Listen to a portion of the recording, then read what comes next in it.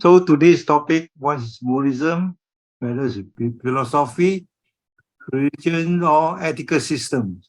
So the six topics, most of the topics are under the new syllabus. So it's the first time you are going to learn all this new syllabus. Besides the topic karma and rebirth, under the old one, the rest all new one. Okay. Whereas other teachers all take care about the old syllabus. And I'm given a task to share the new topics with you all. Sorry for my voice, because I'm still under the medical MC for a few months. A bit soft.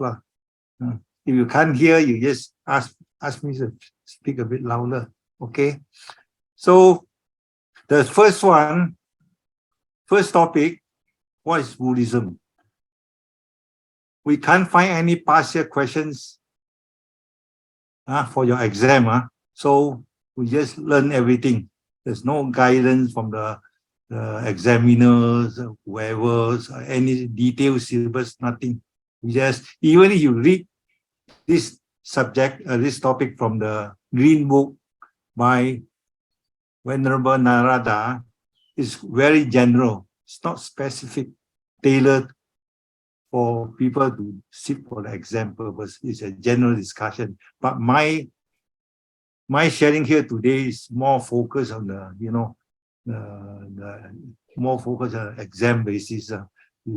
Facts is not a general discussion, but for students to study the basic knowledge or basic facts about this topic. So first thing, the three aspects we're going to talk about. People always ask you whether it's form of Buddhism, system of life, whether it's a form of ethical system, or whether it's a form of religion or philosophy. It can be anything about it. That depends on what stage of Buddhism you're talking about, or which school, or which set of Buddhism you're talking about. Modern day, ancient day, or early day. During all different stages, they have different characteristics, you see. So to tackle this problem, before we go into detail, I just want to, share with you how to tackle these questions or the approach you should adopt in order to understand this topic. First, you must know the key terms. What is philosophy? Not the meaning. What is religion? What you know about religion, the characteristic of all this, and what is the ethical system, or what is way of life? To understand the meaning of this term, then you look at the teaching of Buddha, look at the characteristic Syrian features, then whether all these feature Buddhist characteristic, the teaching under different stage of Buddhism can fit into all these topics or not, you see. That's the way you should tackle it, you see.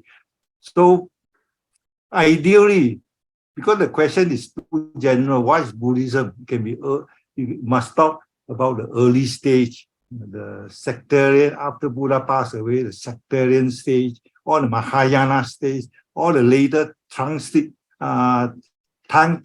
or Vajrayana Buddhism stage. All different stages have different characteristics. So if the examiner asks you what is Buddhism, is too general. So if you want to be specific, you have to be specific. You mention, during the stage is something like that, or during that stage is another thing like that. There's no 100%, nothing absolute about this, when you deliver your answer, you see. You cannot be 100% philosophical, not 100% religious, or 100%, can be a bit here, a bit there, throughout the development of historical thought, you see. Things changes when it spread to northern road, to China, Japan, or southern Sri Lanka, Southeast Asia. They have incorporated a lot of local elements. So different country, again, they have different features. Certain phrase can be quite, esoteric or very mystical, but other phrases can be very philosophical and very down to earth. So again, all depends on how the examiner asks you the question, how the question is phrased, you see. So you can be too very general, but you have to be very specific to, to clarify your point, to point out your view. You're talking from which angle, which perspective. You see, it's very general question. You see, so we cannot say spend 1 or 2 hours to cover everything. You see, because the characteristic of Buddhism, all the teaching of Buddhism throughout the world, throughout the region, you can talk for days and days and years, you see. So these 2 hours, hopefully I just cover the basic thing. It's all up to you to follow this approach and study further and develop further. That's all. Give you some outline for you to develop further. After all, I don't believe in spoon feeding, Outline, the guideline is very important, you see. Okay, but first thing, we must know the 3 important terms, philosophy, what's religion, what's ethical system. Here the examiner asks you to study these 3 areas. So from a Western point of view, the dictionary says philosophy is a use of reasoning or logic just to describe, to understand the things about the nature, the real life, the problem about our existences. You see, can you see the limits? I can't see. The uses and the limit and the knowledge about this issue, you see, and the principle, how we judge all this problem in life, this existence, the world, all these things about this life, these existences, this world. Anything can be philosophical. Science can be, you can say, science, philosophy of science, philosophy of education, philosophy of religion, philosophy of life, philosophy of everything, you see, that we encounter every day throughout our life, you see. That is a Western concept about the meaning of philosophy. Can cover the knowledge of everything, so long as you can think of a logical way, a reasonable way to explain the reason behind, you see. According to Collins Dictionary, also the same. It's a form of theory. Never talk about the practical experience, This, to the Westerner, philosophy is something like an approach, using the logic, using the mind, your thinking, to reason out certain things, you see. So this is one thing different from Buddhism, you see. Buddhism is based on empirical experience. That's result that we gather from a personal experience that we are going to talk later. But so long as a Western meaning about philosophy, they will talk about reasoning only, theory, academic study, the knowledge and the thought, paper knowledge only. 2, you look at the meaning according to Cambridge and Collins, all talk about reasoning, the knowledge, logic, creation of theory, and the thoughts only, right? No, everything in the mind only. No action, not derived from any action experience. So one thing, theory, logic, reasoning. About what? About the real world, our life, our existences, and what are the limits of this knowledge, our proper judgment about this. So this is their definition. So in conclusion, to the Westerner, philosophy is academic study, a search of wisdom through reasoning rather than empiricism. Empiricism means those knowledge or anything that can be derived from our personal experience. Of course, everything through through our 6 senses. Even from Westerners' definition of the way of obtaining all this logic and reason, also based on thought, right or not? See, but without experiencing, not after doing something and gain from the experience. Philosophy deals with knowledge and not concerned with practice. Its theory and speculation may consider truth today. Therefore, because it's based on the theory, the logic, based on the thinking, like Socrates, philosophy, this and that, all logical argument, they come up with conclusion, everybody consensus about this. Oh, so this is accepted theory, this is our philosophy. But this cannot be forever true. Next day, some intelligent people come up with a brilliant argument, very convincing, then they supersede, override everything, the previous argument all wrong, you see. So one characteristic is that book knowledge, all this reasoning, logical reasoning through your mental thought without any practical experience to prove it is not timeless. It can be overthrown, can be superseded. One feature, you see. It may consider today, but false next day, right or not? Even the scientific knowledge or archaeological evidence that people always think is very solid, you see, things for you to see, things for you to touch. Oh, say, for example, the scientific theory, Einstein, sometimes this molecular theory, that theory, after 10, 20 years, you think it's true, next scientist will come up with a new evidence, new theory, and old one all overthrown away. So whatever theories, without any solid proof, it can be temporary, you see, and not eternal, you see. One feature, subject to debate.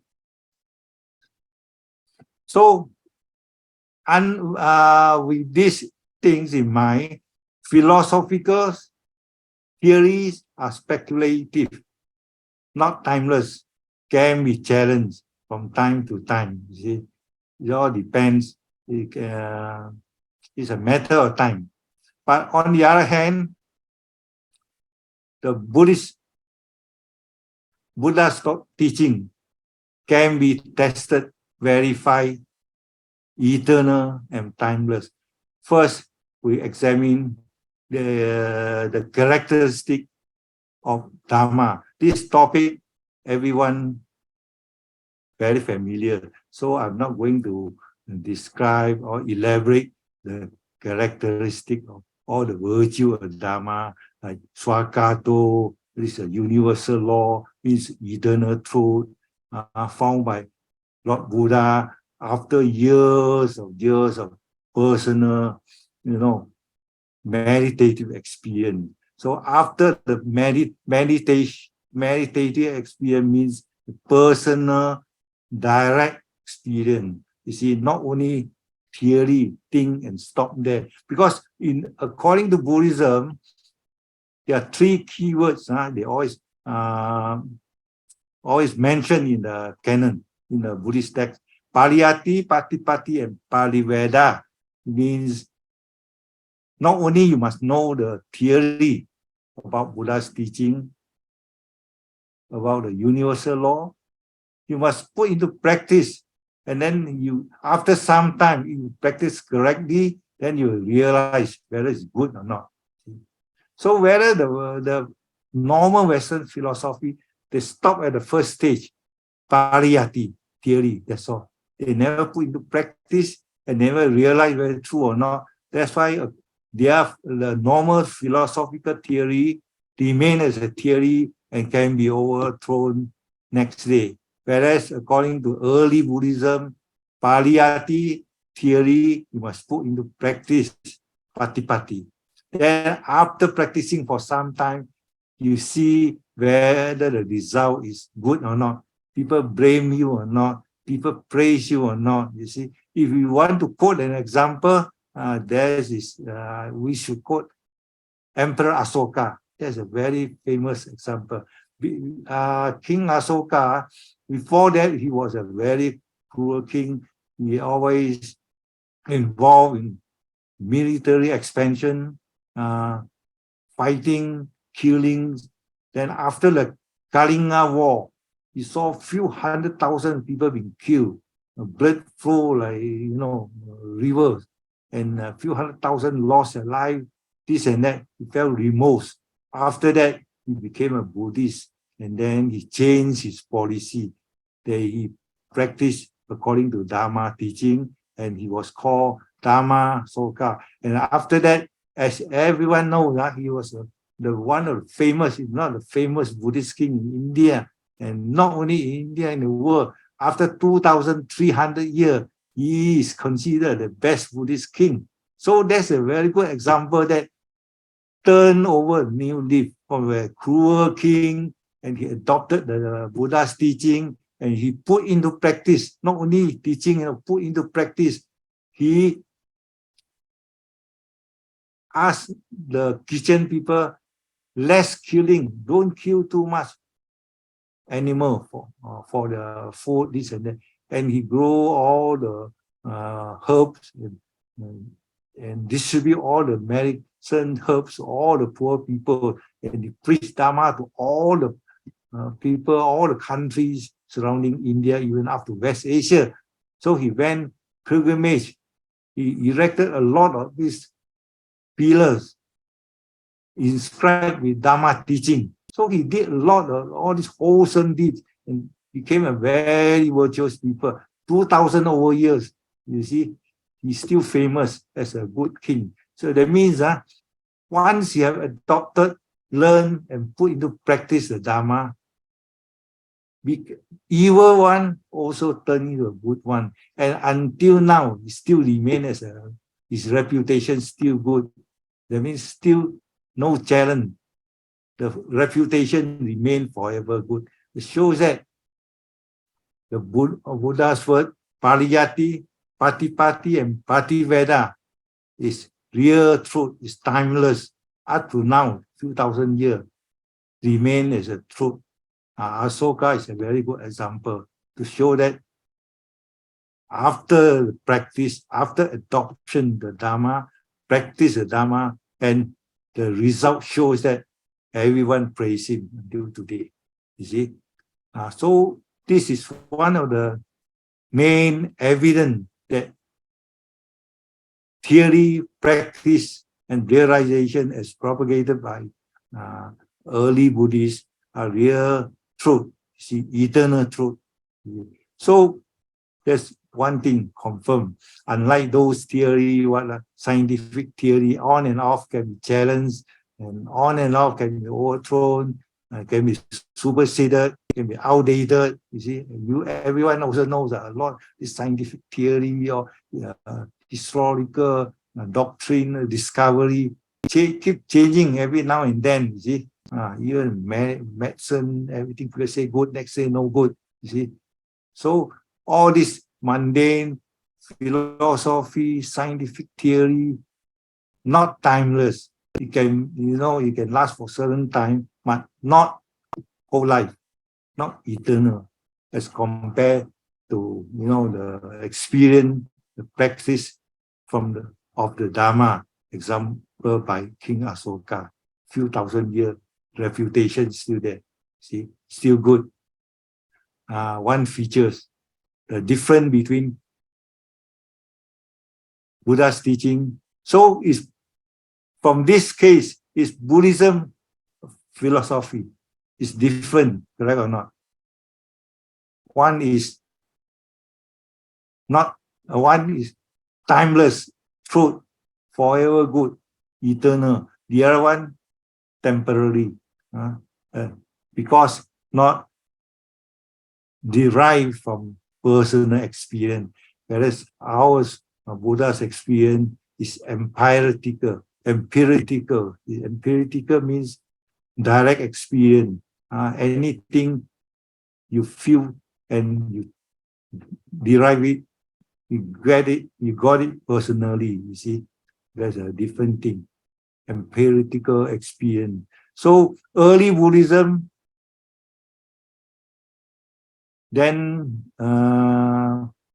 but the question the examiner always asks you, I think they expect early Buddhism or Theravada. So in this case, you try not to bring in Vajrayana or Tibetan or Mahayana. You concentrate general Buddhism, or at least a basic basic doctrine of Buddhism, all based on empirical experience. Okay, so you want to quote whether, how do you know Dharma?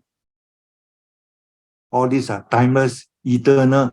We just quote the virtues according to our text, teaching or timeless, Swakato, Akaliko, Sanditiko, Ehipasiko. You come and see all these terms you can find in the canon. So it's not what we say, is what Buddha say. You see, I not. So this part, the last one, you know well. We don't go into details because you have been studying this part under so many teachers. I don't want to confuse you later. So one thing you have to know, Dharma is eternal truth, okay? And can be tested, can be verified, personal experience. So you quote King Asoka, a few thousand years, he turned over a new leaf. Until now, he remained a reputable, virtuous king, good king, blamelessly praised by everybody, you see. So this part, any problem? So if people ask you, is Buddhism a philosophy? Basically, you bring out the early teaching, the characteristic of early Buddhist teaching. Then you point out to them, oh, the characteristic, timeless, this and that. That's enough. Okay. Even you bring out the later stage of Buddhism, you bring out all the ritual and ceremony side, this and that. Just talk the fundamental doctrine of Buddhism, whether early Buddhism or later Buddhism, the fundamental teaching must be the same, you see. Otherwise, they cannot be recognized as part of Buddhism, you see. So yes, bring out the fundamental teaching, the basic characteristic, and say it's not the same as Western philosophy. Reason, you know, eternalism, this and that can be tested, timeless, this and that, okay? But I have to point out another point. Early Buddhism, we can say, strictly based on ethics, strictly logical, pragmatic, derived from experience, personal experience, and not because of the thinking, logical thinking, this and that. However, after Buddha passed away, then I advise you to know some development of Buddhist thought from Buddha's time, and after Buddha passed away, there's a period we call sectarian Buddhism, whereby you have 18 or 20 over school appear, and a few hundred years later, another school movement, we don't call school, Mahayana, appear, and after a few hundred years later, around 6th to 7th century CE, Common Era, Tantric Buddhism or Vajrayana appear in northeastern India. So this is a basic development of Buddhist thought. Early Buddhism, we normally refer to a period before the appearance of the sectarian school. As you know, last year we shared with you the Buddhist Council, right or not? The Buddhist school appears after the second Buddhist Council. Before that, the first 100 years, no such thing as Theravada, Mahayana, Vajrayana. During Buddha's time, only Buddha's teaching we call Dharma Vinaya.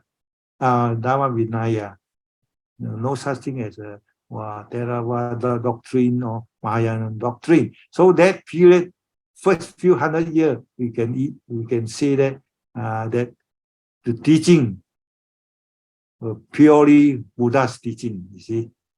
Even during the first council meeting, Venerable Ananda decided whatever he remembered from the mouth, or from what he heard from Buddha's mouth. That's all. So only after that, second council, there's two schools split out. Saviravada, later renamed Theravada, and the other side, Mahasatipatthana appeared. Then different schools have a different interpretation. That period, slowly we see the appearance of 18 or 20 over school. So because different schools have a different interpretation, that means you don't know which school is closer to Buddha's teaching. Everyone also claim that we represent the true teaching of Buddha, you see. But after 2,000 years, all the schools except Theravada remain. So Theravada nowadays claim that they represent early Buddha's teaching. Yes, that's Theravada's view lah. So this stage of sectarian Buddhism, some of the teaching may not be the same as early as those teaching that appear during Buddha's time. For example, the new compilation of Abhidhamma Pitaka. So Abhidhamma Pitaka, there are a lot of new concepts appear, you see. That's why nowadays you always hear people say Abhidhamma philosophy, right or not? Abhidhamma. Then you must be wondering, Buddha's teaching not philosophical. How come some people use the term Abhidhamma philosophy? Because during this period of time, that means about 100 years after Buddha passed away, different schools appear and they compile a new text to interpret or to record their understanding about Buddha's teaching. All these new commentary or new books, they call it Abhidhamma, about the Dhamma, about the Buddha's teaching, separate canon, separate Pitaka. So different schools have a different special feature, you know. For example, there's a school called Savastivada. Savastivada school, they say, oh, all the Dhamma, not the big D, not the teaching. Here, Dhamma refers to the basic reality, all the basic unique entities of our unique existences, you see. So they say this Dhamma and basic entity remains the same throughout all the 3 periods of time. 3 periods, past, present, and future, no change. Mango seed, you plant again, mango tree, produce mango leaf, mango flower, mango fruit. When the seed falls down and replant, produce the same thing. So their basic entity remains, the nature remains the same, whether past, present. This is a theory.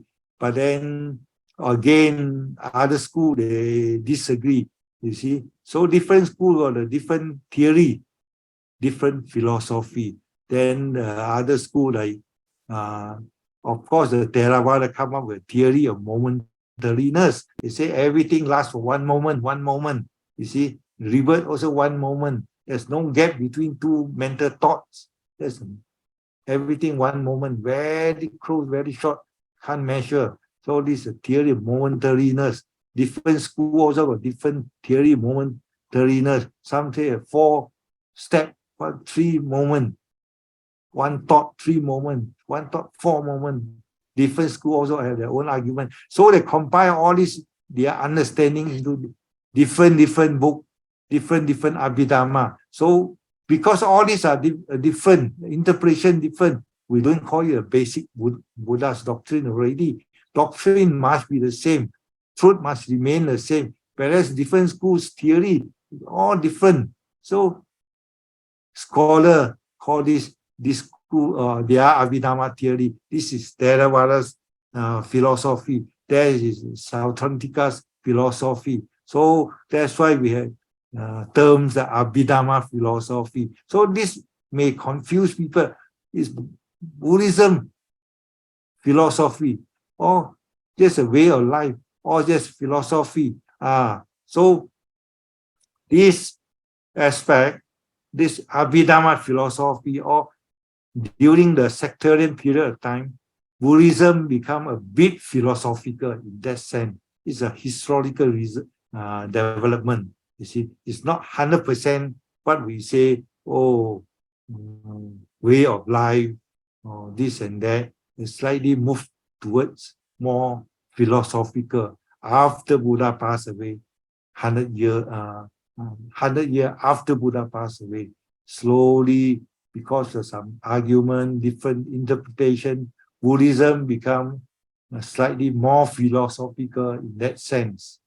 Okay, so different stage got different characteristic. So when people ask you this stage, we cannot say 100% ethical, 100% way of life, this and that. The early Buddhism, you can say very strongly, according to the teaching of Buddha, is a way of life to practice, to do good, to avoid evil, to cultivate your mind, to be a moral people in order to have good karma, good merit, so that you eradicate all the evil defilement, and ultimately you eradicate all the thought and attain nirvana. That's the earliest concept, you see.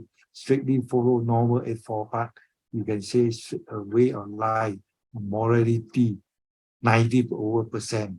No ceremony, no ritual, no worship, maybe about 1% or 0.1% religious, 0% philosophical, 99.9% ethical.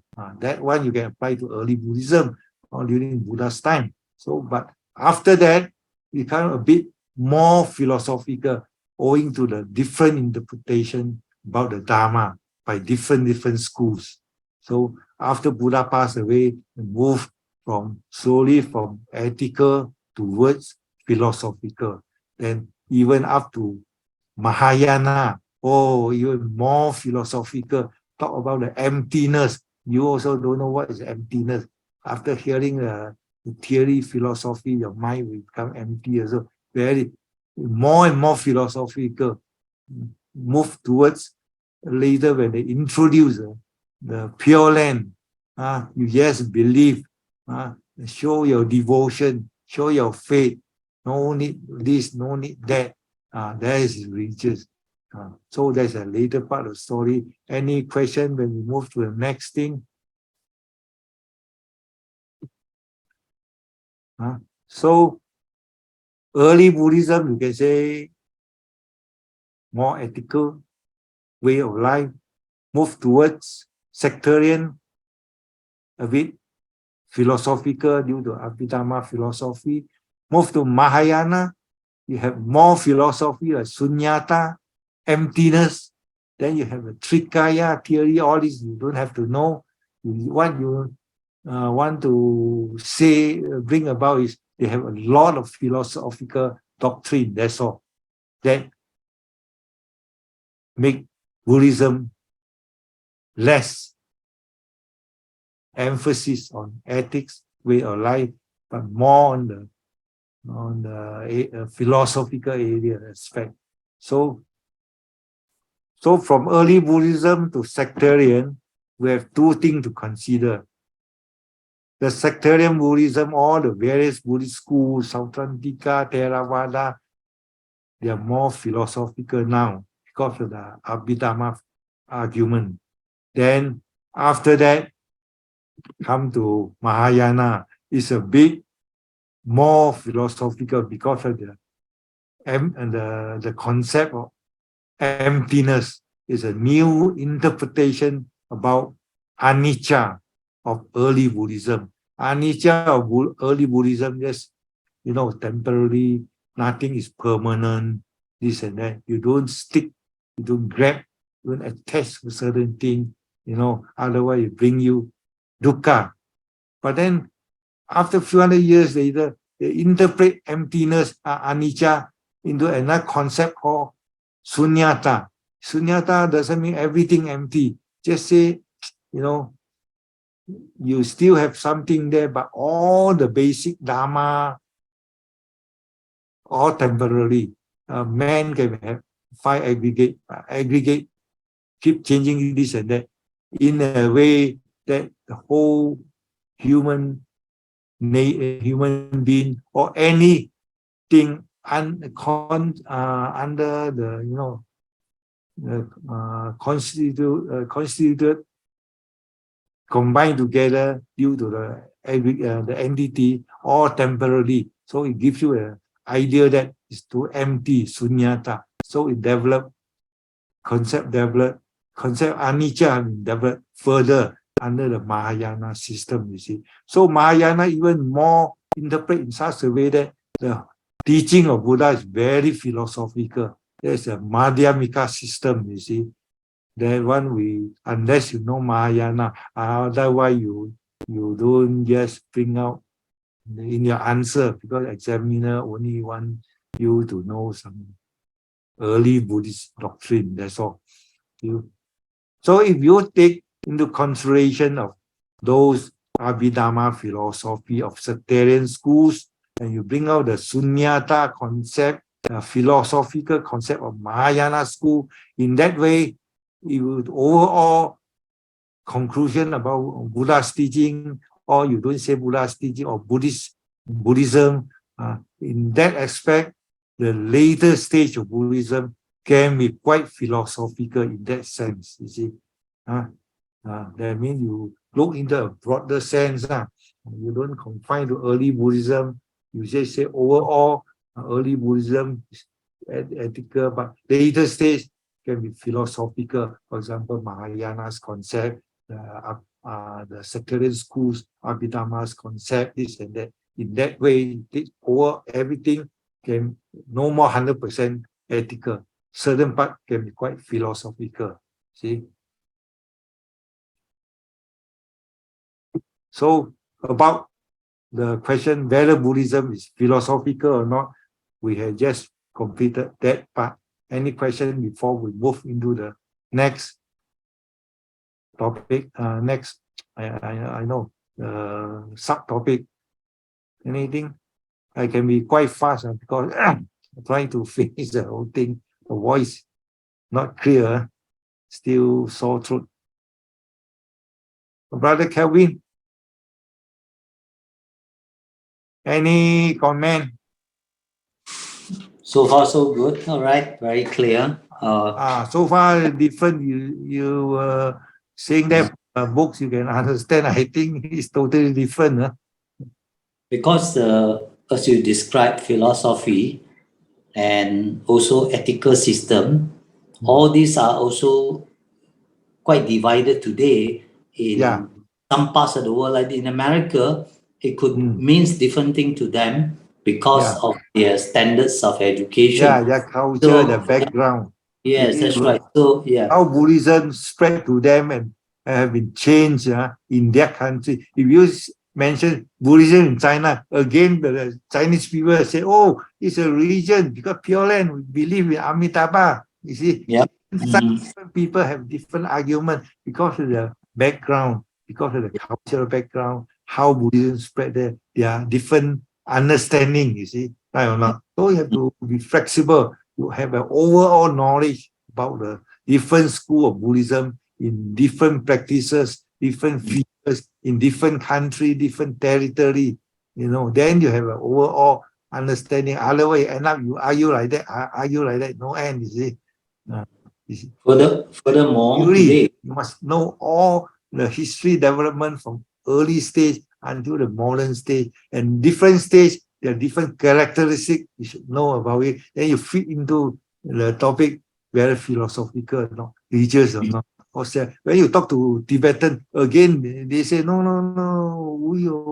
we pray, we have a lot of this. Again, different, you see. We believe fire puja. We have fire puja during Buddha's time. Maybe Brahmin will practice that. Agni, Agni is an intermediary agent to, you offer the food, the priest chant, throw in the Agni fire, bring it to the god upstairs, something like that, you see. fire, puja. Mm. A lot these people practice that, which is not strictly non-Buddhist practice during Buddha's time. So, okay, sorry, Kelvin, you can carry on. Yeah, okay. And notwithstanding today that the Sangha are teaching the Buddha teachings, they are also scholars, writers in different part of the world. They are writing books, and Yes. from their own experience, like you say, their own experience, so-called their studies, they are writing different things. So, Yes, true. and then this get to people who only study the philosophy part. They don't practice. They don't practice. So Yeah. therefore, this is really a big confusion today in some part of the world, so to speak. Mm. They bring out the philosophical aspect of Buddhism, depends on character. You see, because most of them, they were not ordained since they were young, so they look from a different angle, different perspective. You cannot say they're totally wrong. They only represent a certain view. Mm. So nobody will knows everything. You see, that's why I told you, you must know all the stages of Buddhism history, all the characteristics. Then you get an overall view. You see, they only knows the certain aspect. They study, they specialize in certain things. So they only express their view based on that understanding. That's all. Whereas if you talk to Burmese, Sri Lanka, young the time, they only practice in the temple. They learn everything from the master. Master said this is like that, this is like that. Throughout 1,000 years also like that. So they also believe like that. You see, even the teaching, late teaching, they also say Buddha's teaching. Correct? Even in Vinaya, you read the Vinaya, they deem to be 100% Buddha's word. The Vinaya there, Chulawanka, you can see, certain historical practice, first council, second council, then people wonder, second council happened after Buddha passed away. But how come it have been mentioned, recorded black and white in the Vinaya itself? And they call it the part of Buddha's word. You must be wondering, but to them, whole Vinaya, everything recorded of Buddha's word. You cannot argue with them. You say, this book, Buddha's word. Even the book say, describe in detail, first, second council, inside Vinaya. They say, Buddha's word. How to argue? Cannot. It's devotion, tradition, by tradition. You see, so you don't sometimes different background, different training, produce different type of people, different type of monk. As what you say in US, they got that type of training, they produce the same kind what they understand, that's all. Only you know everything in detail, then you can judge, you see. So I mentioned to you to learn this topic, not to say thoroughly well, have a basic understanding. You must know the development of Buddhism from early stage, sectarian stage, Mahayana stage, tantric or Vajrayana stage, or better modern Buddhism practice in Southeast Asia, Sri Lanka, as well as Far East China, Japan, Tibet, overall picture. Then different region, different school, different practice and theory, doctrine, northern, southern, different branch of Buddhism, Pure Land, again, Burmese Theravada, Sri Lankan Theravada. Basic some understanding, then only you can answer this question thoroughly. Quite well lah, in the sense. Otherwise, you all bring out one aspect. How is 100% Buddha's word? You always hear people say, this is true. Others, no. This type of answer, I never accept one. You see, nothing is absolute. As I mentioned that, can be this, can be that. Depends how. Depends on your understanding, your background, you see, your knowledge. You see, That's important. Okay. But you can put into practice, and this one remains a knowledge.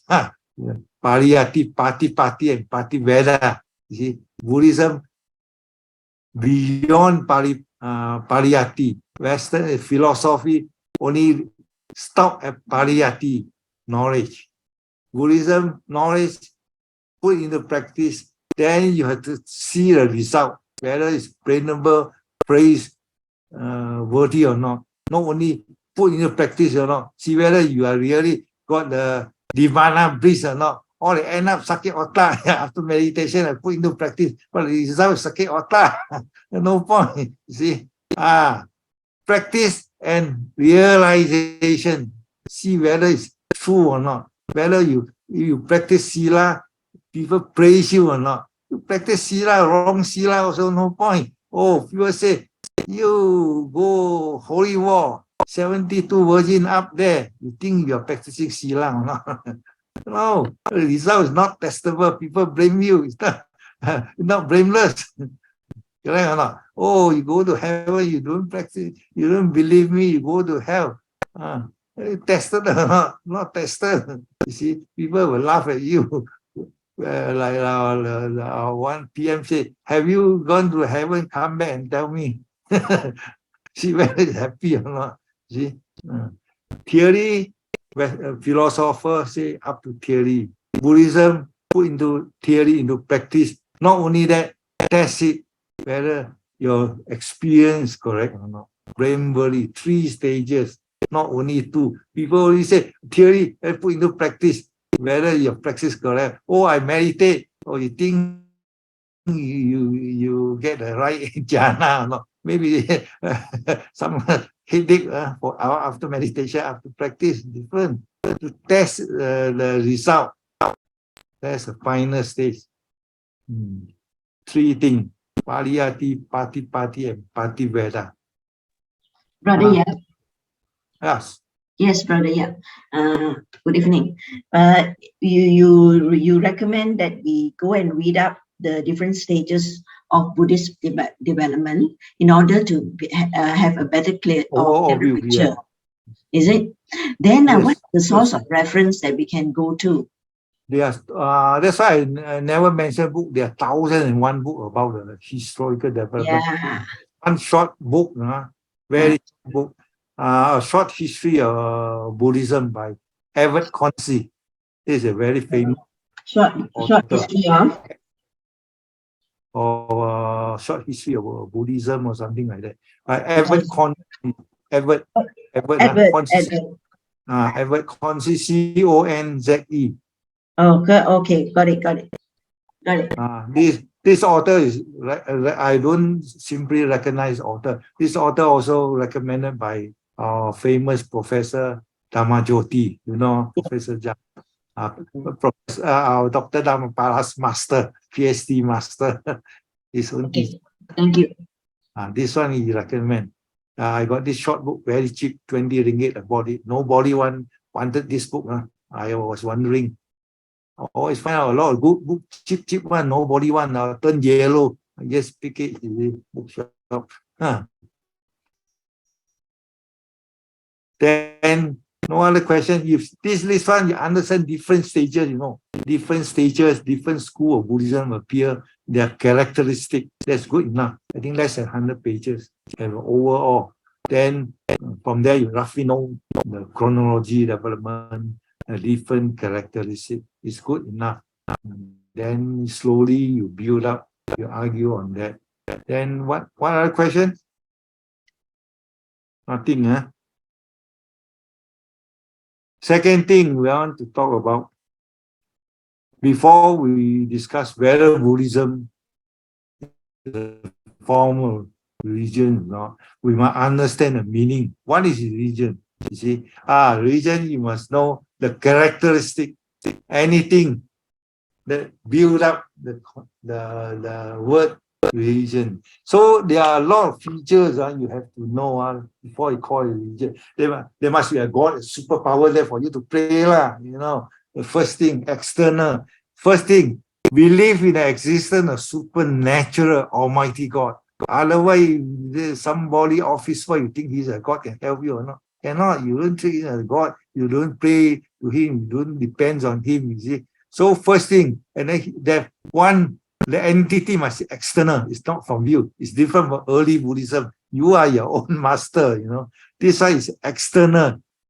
That Buddha will never recognize this theory one. You are your own. Buddha only a teacher. There's no such thing as you rely on the external superpower in order to save yourself, correct or not? So this religion, the first thing, you must believe that there's one external, powerful, almighty God who has supernatural power, the power that can help you. You want money, all the mundane gain, he can give you, can help you to obtain 4-digit or anything, you see, or you are sickness, you're very stressful, this and that, or he can help you to cure you, this and that. Whatever you want, you obey him, he answer. You offend him, he punish you. Create fears, something, yet you rely on him, you know, you have to depend on him. You don't offend him, otherwise you get punishment, throw you into the hell realm, you see. So first thing, external entity must be powerful, can answer all your question, can help you, who has supernatural power. One thing, external force, unseen being. But some people wrongly treat that human being also like God, pray him and follow him. There's different theory. That's why the human God, you see, living Buddha or something like that. That's another extreme. Here, in general, people treat as one entity, unseen entity, who possesses or has all the power to grant you certain things. Okay? Someone yet you have to worship him, you see, you have to follow his instruction. Second thing, obey him. Don't offend him, otherwise he punish you. Second thing, the God must have this power. Not only grant you this, can punish you, can create fears, that make you obey him, listen to him. Okay, two things. Third thing, this God, external one, you have special instruction for you to follow. Divine revelation, you see. Those days people don't know one. Now I come and reveal to you. You have to listen to this thing, you see. My word, my instruction, my teaching, then you are my follower. Or else I don't recognize you as my member, you see. Third thing, then since God, you cannot see him, you cannot hear him, only a few selected one, they call you messengers or prophet only a selected one. Oh, for example, Kelvin one day in the open field there, show something like that. Oh, people I say, what are you doing? Oh, God was telling me, he definitely give me all the revelation for me to pass over to others. But you don't know, so unseen me. What he say also, I just show like that. Kelvin become the prophet, messenger, or the son of the God, or something like that. Now I'm hearing from you. So Isha represent the external, the powerful God, you see. So whatever Kelvin say, people will believe him, you see. Kelvin say you go and lead the holy war, you go up the heaven, you meet the 72 virgin there, people will believe, you see. So all these are features of the concept called religions, you see. Must have all these features. Then these instructions are dogmas, you know. You cannot disagree. You must agree. Dogma is different from Buddha's Dharma. Dharma is for you, you want to follow, you think it's true, God can be tested, you follow. You don't, maybe I cannot force you, you know. I cannot punish you. It's under the natural behavior law. When the time comes, very good, you get a good result. Bad, you get a good result. Up to you to choose. You have the choice. But dogma, there's no choice. No, you must do this, or else you go to hell. Something like that. You do it, you obey, I grant you all the benefits. Dogmatism for them. Buddhism, there's no dogmatism, there's pragmatism. You see, pragmatic for your own benefit. You think it's good, you take it. You see, if not, I won't force you. More pragmatic, down to earth. See, their religious instruction are dogmatics. You see, that one must blindly and without any doubts, you have to believe, or else you go to hell, or else you cannot meet the 72 virgin or something like that. That one must accept on good faith without reasoning, without any questions. So all these are features, then you can call that system religion. You see. And lastly, you must pray to the external God, Almighty God, to keep in touch with Him. Or if you want something, you pray, then only you convey your request. Right? Otherwise, I don't know. You see, repetition of prayers, asking for mundane favor. You see, from Almighty, and incantation, the spell, the chanting, the mantra, "Oh money, take me home," or "Money, pay me home," also can. Up to you, lah.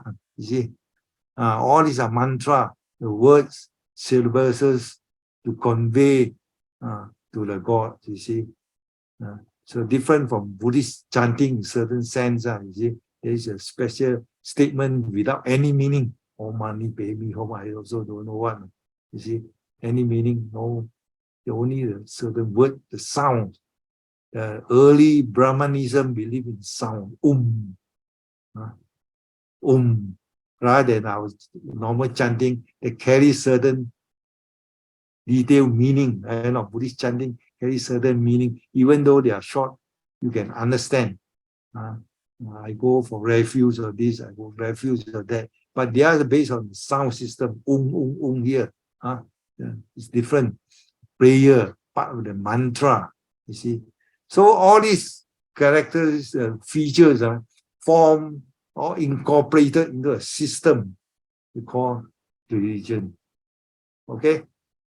So first thing you must understand what's the meaning of religion. Religion must have all these different features, 4, 5, or 6. Then they have a system of ritual and ceremony. A lot of characteristic features.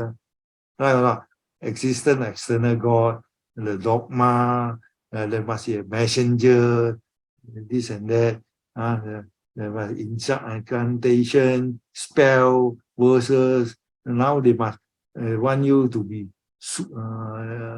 cannot have any doubt, must accept this. Now they have a system of prayers, the procedure, offering this God. Like those days, Brahmin or layout, how many types Chinese Taoism, how many types of meat, how many types of veggie at this corner, or you are facing northeast, northwest, all this system ritual, ceremony, you must follow a certain procedure. Chant what sutta, chant what om, what time, must be very tuned. You see, you must observe all this.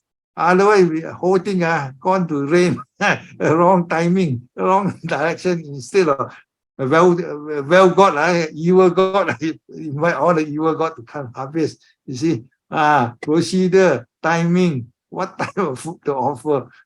They have a proper procedure the Taoism, the Brahmin, they follow the formula, the book, textbook for them to pray. You see, so sacrifice, offering, ritual, what chanting, what everything, what timing, what direction, how many days, also they have so this one is a procedure, ritual, and ceremony. They have a fixed system. Just like the Brahmin, they always offer animal sacrifice with a soma drink, soma like liquor. They like it, you see, the God likes it, you see. Chinese also, there was something, some the so-called deva, they drink, liquor, meat also, they like it. So there are certain fixed procedure for you to follow, for the follower to adopt. Then blind faith, you must have great faith. You must be devoted bhakti. Bhakti from the follower. You cannot question anything. Just believe. That's all. Not based on any understanding, knowledge, or scientific research. Nothing.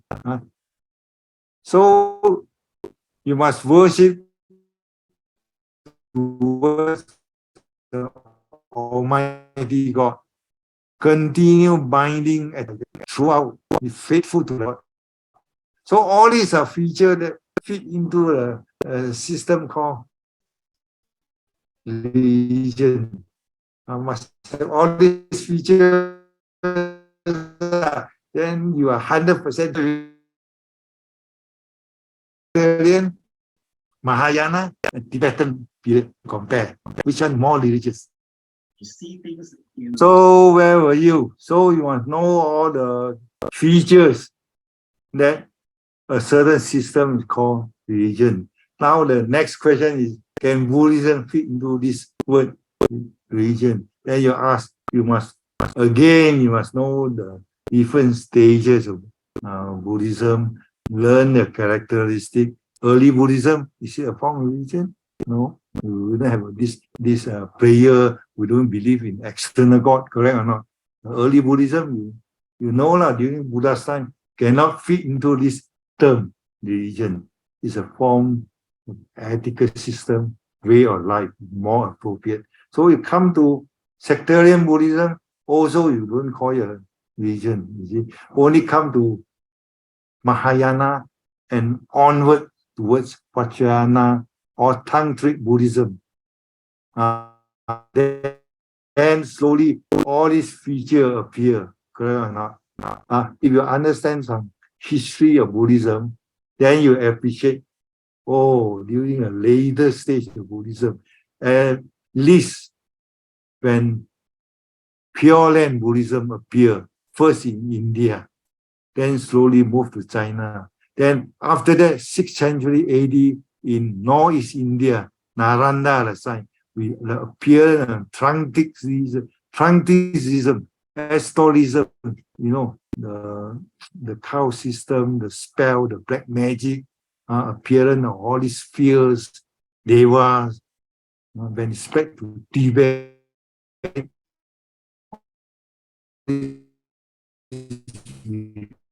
become more and more religious. What's the later stage of Buddhism become more religious as compared to early one. I just give you a general idea. For detail, you have to read up all the development, the changes in the practice. It takes a long time to discuss. So just give you the direction. You just have a general study. So now the question is, early Buddhism, definitely we don't call it religion. Is a less a form of ethical system, practice of morality, do good, avoid evil, purify your mind, eradicate all the evil defilement, all the unwholesome mental thought, remain pure, mentally pure, and you achieve jhana, achieve nibbana, and cut off all the suffering. That's it, nibbana. That's the early the emphasis of early Buddhism. So we're gonna call early Buddhism is a form of religion. Right now, any disagreement, Brother Kelvin? Everyone will accept. No, it's not a form of religion, but slowly, when Mahayana appears in India first, the elements of all these feature, external thing appear. For example, they have a Asobya Buddha, eastern side. Western side, they have Amitabha. And east, northern, southern also they have so-called not human Buddha. It's more or less normally we call celestial or heavenly Buddha, cosmic Buddha, you see, that exists in heaven, unseen, with our own eye, you see. So where's the most popular one, Amitabha Buddha, spread to China.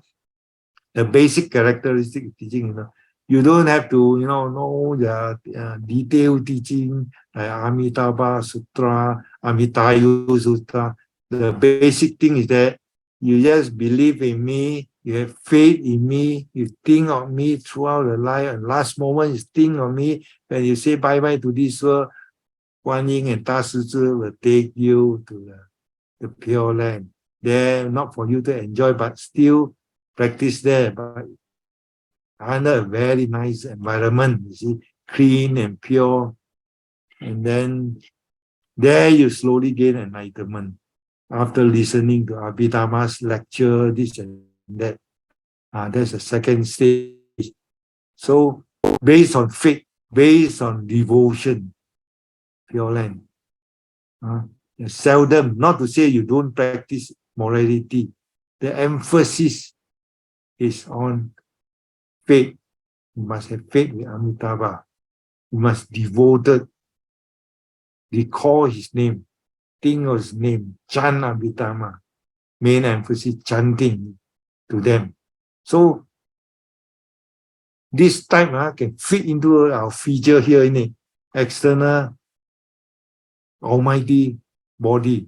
This is non-human being, not Gautama Buddha, powerful, can send you, to the Western world. Can have a very nice environment for you to practice. What you want, what they want is have faith in me. Just believe in me. I will bring you there, and that you practice there. Not 100% you gain enlightenment, but very soon you gain. You see, but the environment is very good for you to learn. You see, that's a practice, that's a belief. So it become a bit more religious. After few hundred years, at least 500-600 years after Buddha passed away. So the type of Buddhism changed format, saying it stopped. You see, then it moved further until 6th or 7th century. Again, a new form of Buddhism called exoteric Buddhism, Mi Jiao, Mi Zhong, Tantric Buddhism. They have a lot of this technique, this and that, prayer, chanting, ceremony, different offering, fire puja, throw into fire, this and that. Instead of telling you to learn all the basic teaching to morality, and that, they have this what we call so many type of meditation, involve woman, this and that. So it becomes a small deviated, more and more deviated. So it's more ceremony, more ritual that you have to perform. So later stage of Buddhism practice in Northeast India, before Buddhism decline and disappear, the whole thing in a mess and become very, very religious during the final stage. You see? So that was a development. So the later stage of Buddhism in India is very, very religious as compared to the early Buddhism during Buddha's time. Even the few hundred years after Buddha passed away, during a sectarian school, it's still not so religious. They're only philosophical. They brought out Abhidhamma, an argument, debate here and there. That's it. You see, not something like, oh, you must chant this, you must have ceremony, you must pray this, you must do this and that. Nothing. That was the ceremony, ritual, and religious aspect appears slowly later. The slowly become popular later, adopted by all the people who had long forgotten about the Vinaya rule, forgotten about the basic karma, this and that. You see, all become ritual, ceremony. That's a different stage. So when I ask you whether Buddhism is religious or not, you have to point out differentiate early stage of Buddhism, purely based on mental training, mental culture, practice of morality, sila, bhavana, dana, do good, avoid evil, purify the mind. What's the ultimate objective? Become a good, pure people and achieve Nibbana base. No more rebirth. That's early teaching. See? As per NEP, normal 8-4 part. Later stage can be a bit philosophical, Theravada and sectarian. Later a bit pure lantine, a bit religious, but not so terrible as the later stage. Slowly, you want to give an overall view, then you talk about this. Then you want to confine yourself to Theravada and early Buddhism, you just emphasize on the ethical part, that's all. You just say it's not religious like those later Buddhism. Finish it. See? You want to bring a lot, I think no time, 10 pages, you can't finish the whole thing. Okay.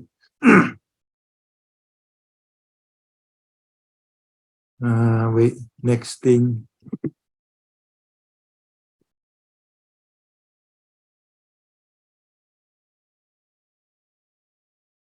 Is Buddhism religion? You know the features of the term religion, then you understand the teaching of Buddhism feature throughout the history, then you fit into the answer. Early Buddhism does not believe in external Almighty God with supernatural power. But at this one, everyone knows Buddha say he is a teacher. You have to practice yourself. You don't rely on the external thing. You are your own teacher. You quote this Mahaparinibbana Sutta. Salvation does not depend on external help, refuge. Karma and refuge is personal. You sow, you reap. Then Dhammapada verses you can quote. By oneself evil done, and by oneself is defied. If you can quote this statement, that means it proves that early Buddhism never say it depends on you depend on teachers who guide you. You walk your own path, that's all. So Gautama Buddha, the founder, is historical person. Teacher merely shows the way, to Nibbana. One has to walk his own path to end the dukkha and not ask for external body. Oh, I'm sick, help me. You see, give me a poor. Let me strike for doctrine, doctrine number echo, nothing, you see. I teach you, you work hard. Buddha say, work hard, then you can help yourself, you can solve your own problem. That's the early Buddhism. So early Buddhism is not theocentric. Theo means a theory of God, external thing. It's a homocentric. Homo depends on own self. Homo sapien, people. Emphasize on people, not emphasize on the external body, the God, superpower, not theocentric. This one everyone knows, early Buddhism and later Buddhism. Not like modern day, unless, you see, if you want to say Buddhism is a form of religion, you have to consider you see, in Buddhism, no blind faith. This one, no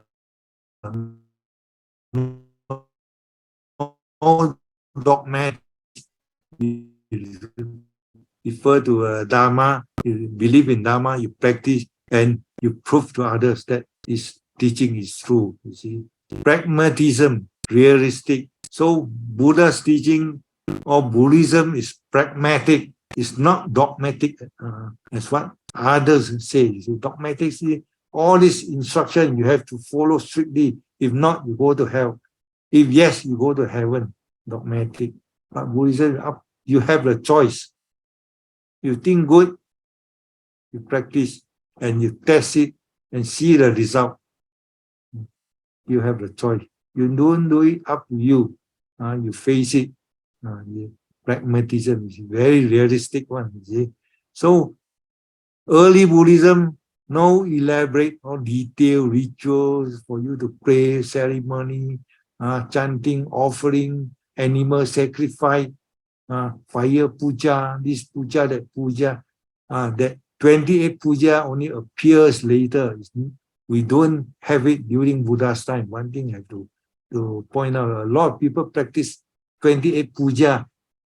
From which text 28 puja appear? First thing, you don't find it in any early sutta. Where? Brother Kelvin, you can give some answer. 28 puja from where? Which Buddhist text? Now Theravada very popular, Klang Valley, they popularized 28. I don't want to offend certain monks, is it? Yeah. The only one I found is the seven Buddha. There's a In the Mahasatipatthana Sutta in early. Yeah, that's right. That's right. That's right. Because the seven Buddha. Seven Sutta only appear in the early canon. 28 Buddha you find in early. The word early. Later text, Theravada text only appear. Which text? Charya Pitaka, Buddha Wangsa. Even though these two texts have been included in the Khuddaka Nikaya, considered as canonical, correct or not? But this Khuddaka Nikaya, out of 15 texts, only few texts considered early texts, Buddha's time. Later are the Buddha Wangsa, Charya Pitaka, or Petawatu, Didana, or Vimalawatu, or all these are all later texts. They have been added into the Khuddaka Nikaya. Then they close the whole thing. Tipitaka closed. No more text again. Unfortunately, Miranda Panya, popular one, have been excluded. No time to go in. You see, the door have been closed, but still remain popular among the Theravadins. Miranda Panya, you see, Nagasena. This Khuddaka Nikaya of 15, quite a number of them not considered as early Buddhist text. That means not actually Buddha's word, but have been included there traditionally by tradition.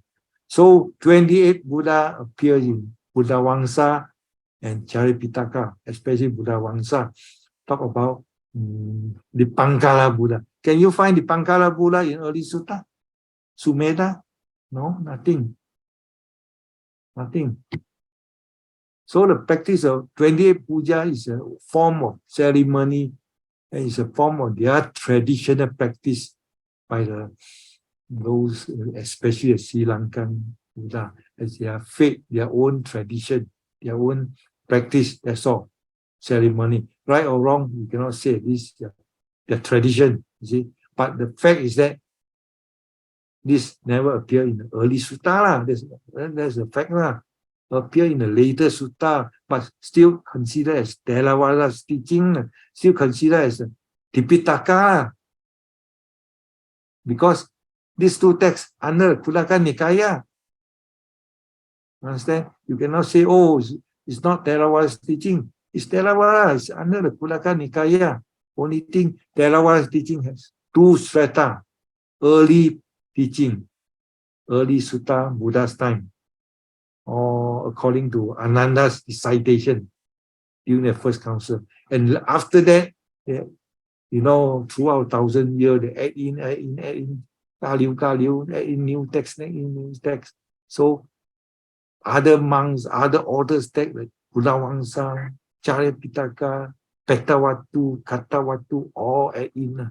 Just in time for them to, the scholar then, not Buddha, to close the 15 texts, the Buddha Gosa, the commentator, to determine the 15 texts, One thing you have to know, who determined the 15 texts in Khuddaka Nikaya?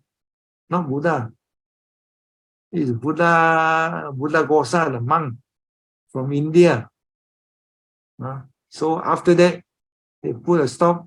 Okay, all these are canonical texts.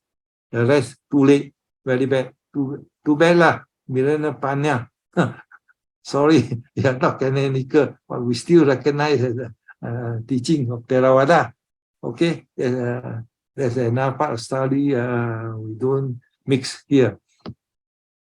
So Buddhism is not religion so long as early Buddhism or Theravada is concerned. But Theravada may be a bit religious because of the late text teaching like 28 Buddha, which make it a bit religious, correct or not? Slowly, the element of religion crept into Theravada Buddhism during the later stage after Buddha passed away, few hundred years. The Buddha Wangsa, all these were added few hundred years after, even after the third council which was held during Asoka's time, a few hundred years after Parinibbana. Any comment?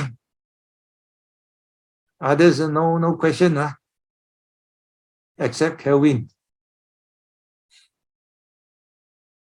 Hello, any newcomer, anything? Mr. Ko, Brother Ko? Yes, yes. Good afternoon, everyone. Yeah, quick comment. I just wanted to add that all of the arrangement of the Tipitaka was not determined by the Buddha. Yeah, so it's not just the Khuddaka Nikaya that's not just determined by the Buddha. So if we understand the history of the Buddhist councils, there have been several Buddhist councils in the history of you might say of Buddhism.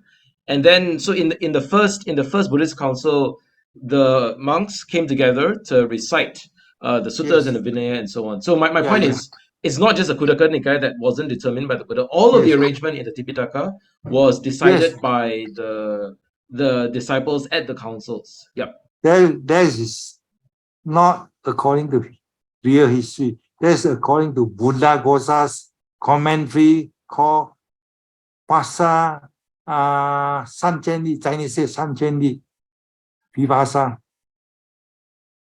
the commentary of Vinaya. Yes, the Vinaya commentary. Yeah. You mentioned that during the first council, all the five Pitaka, all the five Nikaya, five Nikayas have been compiled, and different monks they assign different monks, to decide to memorize different Pitaka, Nikaya.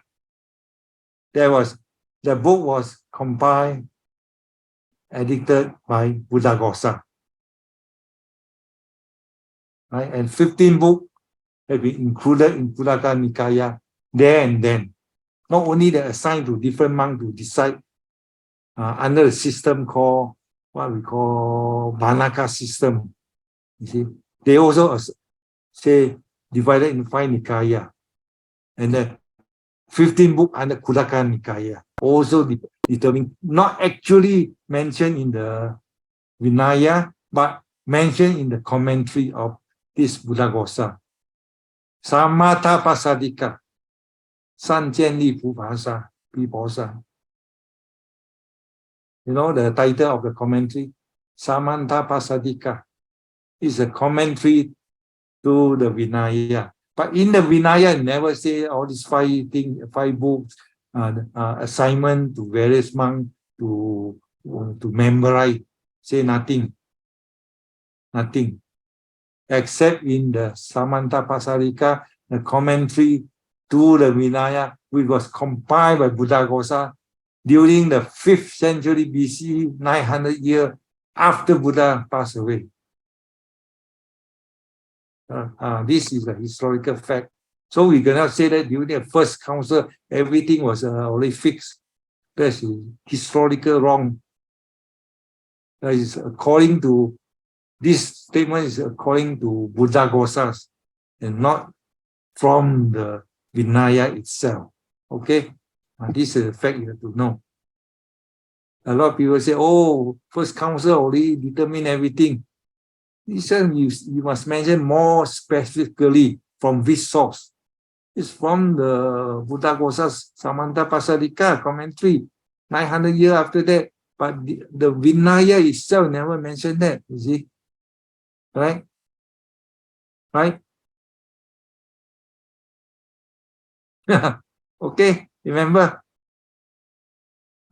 This is very important, you know, a lot of people confused. Oh, the Theravada text say that, everything first council Gautim, you see. Who say that? You say, name the source. They can't answer you. You see. Any other questions? To clarify your point, this one very technical one. You have to know details. To clarify your wrong conception. Most of the people, 99%, you don't argue with them. You argue with them, 99 people will accuse you alone. You are the loser, even though you know the fact. That's why I never publish write any comment in any Facebook. 900 people attack you. You see? Any other thing? So no thing. If you want to say Buddhism is a religion, you consider these two aspects. If you say the religion, there must be a type that enables someone to bring a careful attention or to face someone who some psychological problem or life problem or something that you need help because of your having problem in life. Then you think of the external body to get some help. Or you think that external body can often help to him, then this system is a form of religion. But is early Buddhism this way? Or maybe Mahayana, the Kuan Yin, satisfy your psychological needs? There's a later thought, later development. So you bring out the fact, early Buddhism, we don't have this type of thing. But in later Buddhism, when the celestial, heavenly Buddha, heavenly Bodhisattva, who has this type of power to help you, to transfer merit to you, to give you some psychological benefit, calmness, then you recognize this element as religion. You see? But this is a later development. Later development. And not all Mahayana offer this type of feature. If like Mahayana, the Madhyamika system, Zhongguan system, they don't have this type of teaching. They only talk about the emptiness, cultivate understanding, so that you have the wisdom to understand the Dharma. Whereas the Pure Land set of Mahayana, a different thought based on devotion, belief, external body can help me. Kuan Yin, those Bodhisattva, they have the ability to gain Buddhahood, to gain enlightenment, but their aspiration is to, postpone their enlightenment, but come and help you to accumulate more merit. Like Di Zhang Wang Pusa, Siddhikapa Bodhisattva. If the hell realm still full of hungry gold, I don't want to become Buddha. Unless the whole realm empty of all the hell being, suffering being, then no choice. I practice further, become Buddha later. His aspiration. See, Amitabha, different aspiration. Those who believe in me, devoted to me, listen to me, I will take them when they pass away to my nice place, my kingdom, so that I have a good environment for you to practice. Not to 100% guarantee.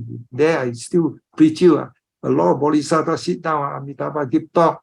There you practice. The environment is good, one thing. So that you practice nicely, no worry, nothing. Only thing, the bird also can talk, Dharma, preach you nice word. That's his aspiration. Different celestial Buddha with different aspiration, different teaching, different way to make you enlightened. Something like that. You see, approach. The ultimate goal is good. Different ways of Okay, you cannot say wrong what my intention is good. You cannot say you Siti Kaba, why you go and wait the help them there want to become my intention good to help you, to relieve. Intention is good there. Approach may be different. You see, you cannot say you wrong now. Something like that. You see. So then another thing is that first thing we say, if that system can offer the help and give you some calmness, serenity, psychological needs, problem in life, then you treat that part of, as a formal, the system as a form of religion, rather than your own practice, way of life, different emphasis. Okay. Second thing, if you think that Bodhisattva can reappear in this world, can help me, that part also a form of religion, you see. But early Buddhism, they say once you attain Nibbana, no rebirth anymore. But Mahayana, they can intentionally postpone their enlightenment. After the basic 10 practices, after the 6, they have this type of power to postpone. And this type of power, skill in mean how to help you, how to transform it. They have that type. This type we call celestial bodhisattva, who has all this power to help you. They also happy, you also happy, you see. So believe in these two aspects, then you can treat this form of belief is a form of religion. So this thing developed later, after Buddha passed away. So now the last one is ethical system. Wow, 2:30, 4:30 minutes, half an hour, still got time. So now we must know ethical system, way of life. These two applies to early stage of Buddhism, you see, especially during Buddha's time, or during the early stage of Theravada, you see, in India. So what is the ethical system? As I mentioned earlier on, to do good, observe precept, in order to do good, do wholesome deeds, dana, sila, cultivate your mind to suppress all the evil thought, eradicate all evil thought, using right effort, promote the wholesome thought, cultivate the wholesome thought, wholesome mental thought, not wholesome thought. Right effort, suppress, eradicate unwholesome, promote, cultivate wholesome thought. Then slowly only the wholesome mind become pure and wholesome with the help of meditation. Ultimately, your final goal is to achieve Nibbana, no more rebirth. No, unlike the Mahayana, Bodhisattva has the power to postpone Buddhahood in order to help all the sentient beings. That's the very, very first aspiration promise before he stepped into the Mahayana practice. Two things: the rising of bodhicitta, Buddhism, that you must help all sentient beings to eradicate the suffering. You see, help all. That's an aspiration. Main aspiration before you before you actually step into the practices. The Dasa Bhumika Sutta says 10 stages of practice according to Mahayana Buddhism. Aspiration, right? Aspiration. So later, Theravada also have this idea, aspiration, in order to become a Buddhahood. From which text Theravada mentioned this? Again, Buddha Wangsa, Sumedha bound down on the floor. Then in front of the Dipankara Buddha, correct or not? Make aspiration. Yeah, I can be anytime be practice further and become Arahant. But I don't want. What for? I want to help everybody and become Buddhahood. That's aspiration he make in front of the Pankara Buddha. Aspiration, help everybody. So Mahayana also the same idea. You cannot say Mahayana idea aspiration different from Theravada. Theravada is the same. I mean later Theravada. I'm not saying the early. As I said, there are two strata of teaching. Later Theravada from Buddha Vangsa. The text mentions specifically aspiration made by Sumedha in front of the Pankara Buddha. That he, though he can qualify as Arahant in practice further, but he doesn't want, he prefer to be Buddhahood, to attain Buddha, help everybody. He make this aspiration in front the Pankara for nearer and nearer. Now this one, you read up the text, then you know Buddha Vangsa. 28 Buddha, the practice also come from there. The story of the Pankara Sumedha also from there, but not in the early sutta and the Majjhima Adhikana. You don't find this Mahapadana 7 Buddha. You don't find all this teaching. Late Theravada. Okay. So the early Buddhism talk about ethics, purely ethic. Practice sila, do dana, wholesome deed, become good people, create a harmonious society. You see. So Buddha's early teaching is a graduated teaching. Dana, sila, bhavana. Sila, samadhi, panya. According to what? Normal F4 part. Normal F4 part, 3 pillars. Sila, right? Action. Bhavana, samadhi, and concentration. Then right understanding, right thought. Sila, samadhi, panya. So all these 3 pillars are all is a summary of the normal 4 part teaching. That's being emphasized in the early Buddha's teaching. Only later Theravada they add in the Buddha Vangsa, they add in the practice of 10 paramita in order to achieve Buddhahood. That is the practice of Sumedha. So you have to confuse. Sometimes in the Theravada, if you practice 10 paramita, 10 paramita, and people say, oh, we practice normal F4 part, you confused. Where, how, why, you know. Normal F4 part, the earliest teaching. Where is the 10 paramita? This one become Buddhahood, aspirate as a later Theravada teaching found in Buddha Vangsa. Early sutta talk about normal F4 part. For example, Dhammacakkappala, the very first sutta talk about normal F4 part.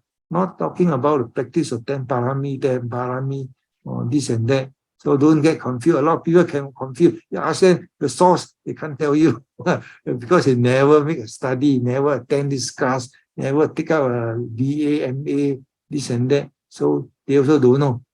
They confused, they argue.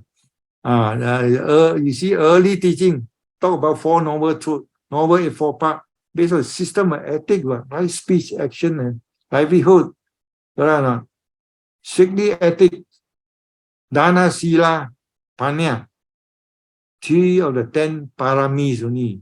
Never talk about practice of 10 paramis in order to gain Buddhahood. Then Dhammapada, you quote, avoid evil, cultivate good, purify mind. All these are features, all the salient feature, typical characteristic of early Buddhism during Buddha's time. Buddha, people ask you, Buddha never mentioned the word Theravada or the word. Can you find the word Theravada Mahayana in the early sutta? Not in the whole canon. No. Even the second council period mentions Theravada and Mahasanghika. Mahasanghika mentioned in the word in the Vinaya, but not the word Theravada. The word scholar, in order to assign a certain name to this, they call it Saviravada. I mean, for convenience sake, the official word Theravada appears only in Sri Lanka during the 4th century AD in Dipawangsa. I quote you black and white word, the text, the time. There, the monk in the Mahavihara, Sri Lanka, Anuradhapura, openly say that they only follow the teaching of the adult elders, Arya, who said during the first council meeting. That's why they call themselves Theravada, follower of those teaching of those Thera who attended the first council. So the official name Theravada appears in the Dipawangsa, compiled in Sri Lanka Mahavihara. All these are the facts. Any dispute? People never attend this, also never heard of this. You go and tell them, they say, you talk rubbish. Yeah, I heard this Theravada is the follow the teaching of the elders. That's correct. it. That is correct. But I didn't know that they are referring these elders to the first council.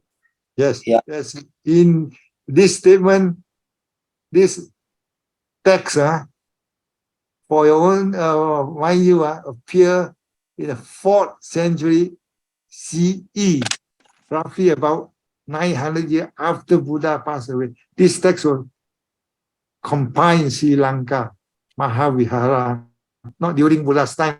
Remember, Buddha's word. It's somebody, the compiler's own declaration. Okay? So the subject Buddhist history is extremely important. When I mentioned it, people say, what for you study Buddhist history? They won't gain enlightenment, but history point out the right direction. It's a map for you to follow. You follow this map, you go to the right place and get the right teaching. Without this, you go haywire. Samsara. You see, that's the key point. Then with this, you get right cave for you to enter, get a treasure. You might have a map, no, or you go sideways. Any university, the 2 subjects are compulsory: basic doctrine and Buddhist history. These 2 compulsory. Whether you go to any university, unless you study in monastic university, then you don't study history, only the doctrine of the Dharma. Any public university, Western history and doctrine compulsory, this subject, not optional. The rest can be optional. Because these things go hand in hand. See? They want to make sure that you know David guide you here. And the doctrine should be followed. His doctrine you study should be tied up to history. See? That's the main purpose, to make these 2 things compulsory. So, okay, we don't want to divert so much. 421 now.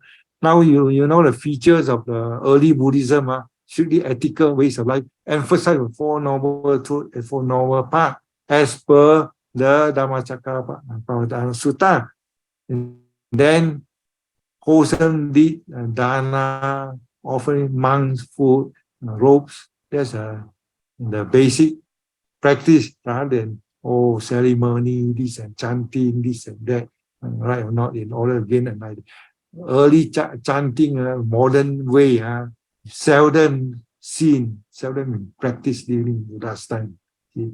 Those days, people chant not because of like modern day chanting to gain this. People chant, it's not the chanting, they call it recitation of whole sutta, not 1 part or 2 parts, the whole sutta. For what purpose? For oral transmission. Not for parita chanting, seldom. Even though the Angulima, the part, they only form a small part of the whole sutta, Angulima Sutta. People chant the whole thing to memorize and pass from generation to that next generation. Unlike the modern people say, do Buddha's time, do chanting this and that. People's recitation of the whole Sutta Nikaya for the purpose of onward transmission. It's not just chanting for parita, calm your mind, and then to prevent, although certain things are like, metta sutta, to chase all evils of certain exceptional, but still people chant the whole, not certain section. Like today, just select certain section, that section, different practice. So early on, or early, yeah, so this one, you know, early Buddhism, ethical system, way of life, morality, based on morality, that can be verified. Must verify and find out result. Don't just say practice, I practice theory and practice. Pali Veda, find out the effect, truth, wholesome or not. People blame you or not. That's the end result. You don't say, oh, I study, I sit for exam, but the result come out fail, you don't care. I don't want to bother. Also no point. You see, 3 things: learn, sit exam, get the result, find out the result. Find out result to judge your progress. That's important. Not good enough, practice harder. Pali Veda. Okay, that's why early Buddhism emphasized on the morality, monk, Theravada, 227, different school of Buddhism, different monk under different schools, different number of rules. Remember, okay, nothing.